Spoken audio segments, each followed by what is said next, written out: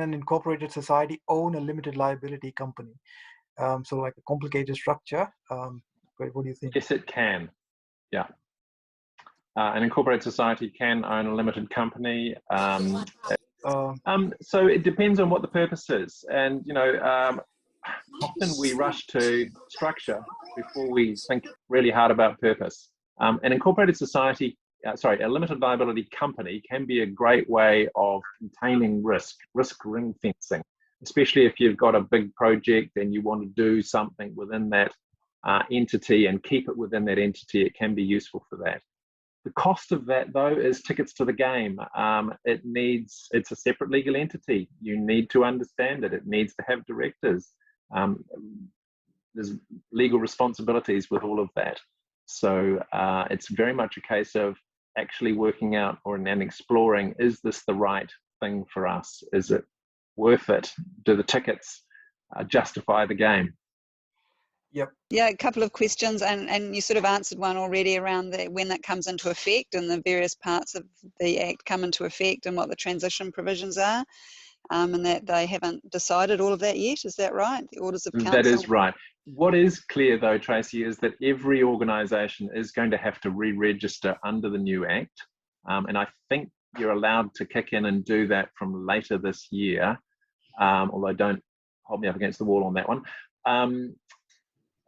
But it will happen over a period of time. The reason that it wasn't really set cut and dried hard and fast was when they were consulting on the Act's changes, it was made very clear that a lot of incorporated societies are very small and are very resource poor and are often run by volunteers. And therefore, if we are going to require a wholesale change in a legislation, we should give people enough time to actually do that. And originally it was suggested that 4 years would be an appropriate time frame to make all of the changes take effect. Some changes take effect before others. And really, I think what most organisations will want to do is to actually work out what the changes they need to do. And then once they can do it, just get on and do it. And because it will be much clearer operating under the new Act in one place rather than having a foot in both camps. Yep. Thanks for that. And so in the meantime, the current legislation applies?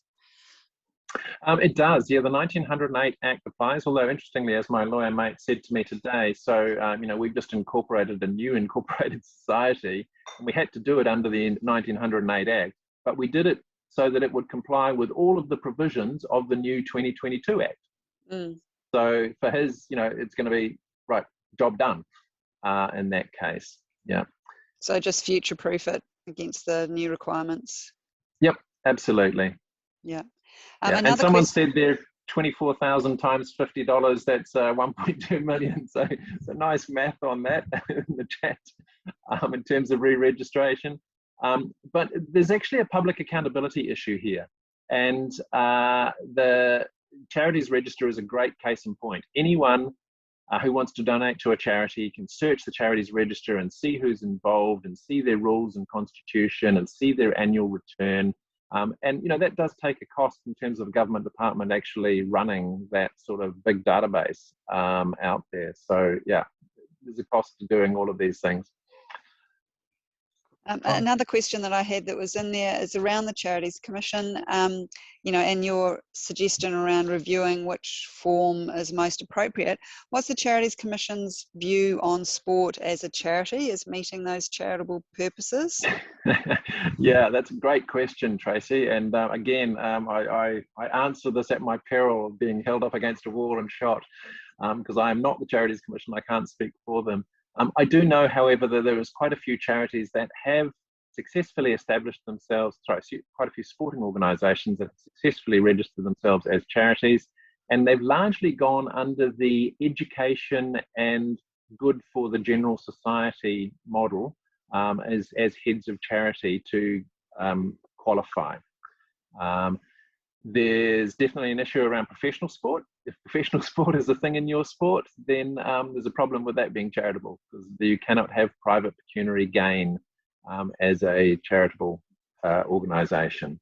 So I think it's something that we will see more specific action and guidance coming out from the Charities Commission and DIA Charities Services. I think they will need to grapple with this, because this definitely will cause a lot of incorporated society sporting bodies that aren't charities to have a think about, one, is the incorporated society model right for them? Should they change to a charitable trust and get charitable status? But as I said, there's quite a number of, well, 9,000 I think it is, incorporated societies that are also charitable entities, and I know for a fact quite a number of those are sporting organisations.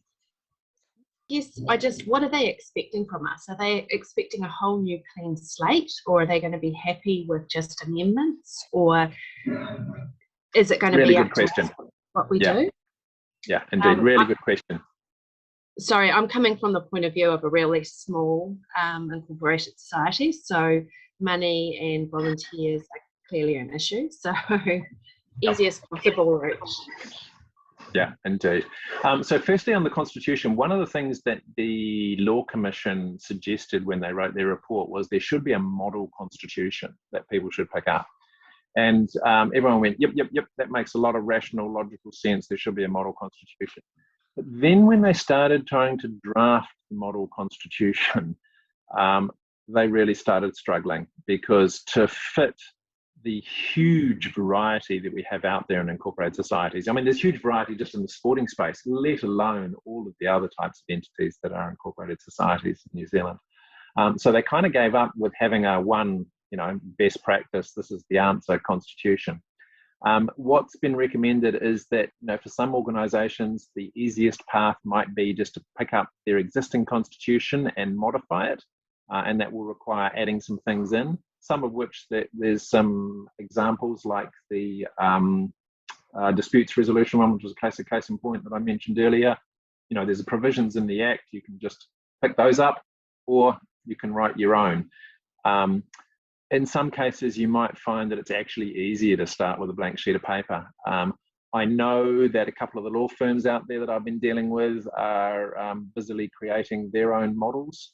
And I'm pretty sure actually that Mark von Dalzen on the NPF law link, that he was looking to provide some models. And even if it's not a whole model constitution, model paragraphs that you can pick up and drop in.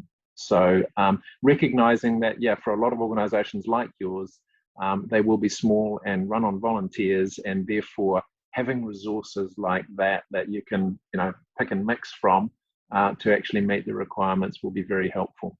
So good news is there's some great people out there providing some resources, and I'm sure there will be more as well. Are there any obvious or key changes that we would need to implement in our new constitutions? Yeah, well, absolutely, Kate. So, dispute resolution is a classic case in point that needs to have something explicit on that. There needs to be something explicit on conflict of interest. You'll probably find that the requirement for having a governing committee is a bit more formal than what a lot of organisations have had previously. So there might need to be some changes around that. So it isn't just going to be a case of sort of almost working through these things. But as I say, there are some law firms especially out there providing some lists and making those freely available. And I fully expect that we'll see more resources there. I know that Sport NZ is very concerned to provide support and guidance around this as well. And, they've done fantastic work in the past on behalf of the whole sector with creating things like 9 steps to effective governance. So I'm pretty certain that we will over time see some resources coming out of there as well. One of the comments that I made in the consultation was that a lot of people volunteer because there's little, the code around liability, personal liability and risk is really generous. And so I don't want to discourage more people volunteering for committees if it increases their personal exposure by volunteering. So do you know if there's any changes to any text around officer liability in the new? Yeah, it's a really interesting area, Jessica, because actually there's been, I would suggest, a lot more liability on existing officers than most of them realise. So when things go horribly wrong and they end up in court, officers have been found liable. And now it's not been under explicit provisions of the 1908 Act, it's been more general law, general common law. So this has been, I think, probably the hottest area in terms of a bit of scaremongering out there. And I do think some of it is scaremongering, in that it has just made a lot of the responsibilities of an officer more explicit. And hopefully that will make it clearer in terms of what people's roles are. Well, all organisations are able also to get indemnity insurance for officers if there's concern around that. But I also appreciate that that comes at a cost. But still, indemnity insurance only works if you still haven't been fraudulent or hadn't done all those those bad things that we mentioned earlier in the presentation. So it's a little bit of a tricky area. Yes, it looks like there's more responsibility and more liability on people, but I would suggest actually in true matters, probably a lot of that existed already.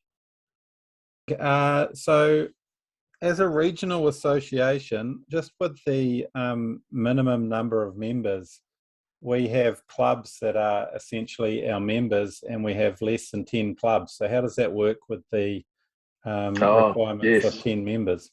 Now there is something around that, and this is another one of those comments that you can't hold me up against the wall on, but I'm pretty sure that I've read that another club counts for 3 members. So of your 10, if you've got a regional member, then that counts for 3. That makes sense? So as long as you've got 4 clubs, then you're all good. Yeah, I think that's the case. I'll hold you up against a wall if you're wrong. Thanks, Craig. Roy Antonovich, this is Mike Perovich, another Delhi. Anyway, my question is, so all members must consent to be members, right? That sounds simple enough, but will there be a requirement to show this, or what do you have to do to show that they've actually agreed to become members? Because we're a footy club and people just go along with it, So no, good question, Mike. Understand the clarity. I think useful to look at it in terms of why this has actually got there and what ill that it's trying to cure. And I think there has been a little bit of ropey behaviour in the past of some incorporated societies effectively signing up members without their knowledge, and then charging them and all sorts of interesting things. So what this is trying to do is saying, well, if you're a democratic society and you've got members, then members must first of all want to join. So they must actually agree to join. And there should be a register of members. So you should keep a register of members, and that register of members should be kept up to date. So that's the intention there, in terms of people need to consent to be a member, and you need to keep a record of them so that you can then say, if something happened and it all turned to custard and someone said, well, hang on, who are your members? These are our members. So I think that's the logic behind it. But the issue is, I think like you described it earlier, where people are coming along for the service. They're not really signing up for the responsibilities of being a member. Yeah, and that's where I question the entity type, Mike. A lot of people join a football club because they want their kids to play football. Yep. They don't really understand that they've got these obligations of being a member of an incorporated society. Absolutely, yeah. And I've helped quite a few organisations change. Although interestingly, I'm trying to think of a sporting one. Most of them have been in health, and certain afflictions. And in every case where I've helped these ones, we've changed from an incorporated society to a charitable trust. And it was largely around that thing, struggling to get enough members along to the AGM to actually make it constitutional and have a quorum. And what the smart ones have done is that they've set themselves up as charitable trusts, and then they have a really good database of supporters or friends of, or people that actually want the service, the information, or whatever it is that the entity provides. In your case, the football club, the activities of the club, without needing to be a constitutional member that is signing up to hold the organisation to account and all the rest of it. So yeah, it's an interesting discussion. It's an interesting thought process in terms of, right, is this really the best thing for us? What are the options? Yeah, it's exactly what I was thinking. But then I know that another thought that's going through my head about football clubs is professionalism. And this is creeping into the game. And so using a charitable trust, that goes out the window, doesn't it, potentially? Yeah, it does. Although, you don't need to, by definition, be a charitable trust. You could be a trust. Right. And have an entity that runs it, or have a company be an entity that runs it. Although, I personally like the concept of the trust model more than the company one, because of that whole ownership thing. As soon as you get into ownership, you get into, well, someone, is creating some wealth or something out of us, which is generally not the intention. No.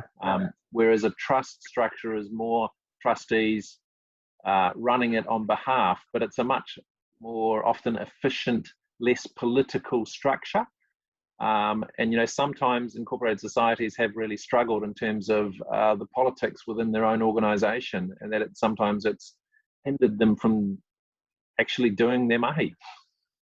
Yeah, no, that's great thoughts. Thanks, Craig. That's really helpful. And the nice thing, Mike, with this is actually we've got a bit of time to think about it too. The time to start thinking is now, and have these discussions and kick it around.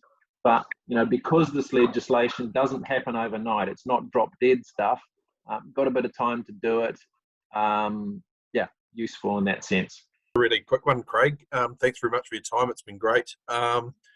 Just the question is, does the re-registration trigger your charitable status? Do you have to also reapply to be a charity? Oh, that's a good question. I'm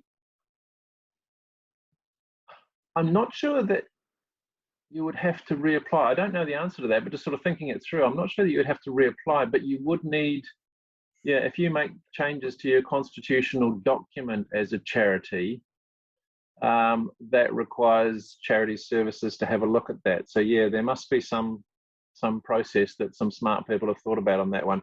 I suggest that's one, Chris, that we should come back to you on. Okay. It'll definitely be something that a lot of organisations will want to know, and I'm sure there's someone much smarter than me that's already thought about it. I appreciate your time. Do members necessarily have to be paid up, or can they just be free as long as they have provided their consent? Yeah, I don't think there's any requirement for members to have to pay. So I think you can be a member as long as you consent to be a member, but you don't actually have to pay a membership subscription. Obviously, most organisations have subscriptions because that's partly how they fund themselves. But as far as I'm aware, there's no requirement for a member to actually pay in order to be a member. Cool. That's something for the organisation to choose whether it does that or not.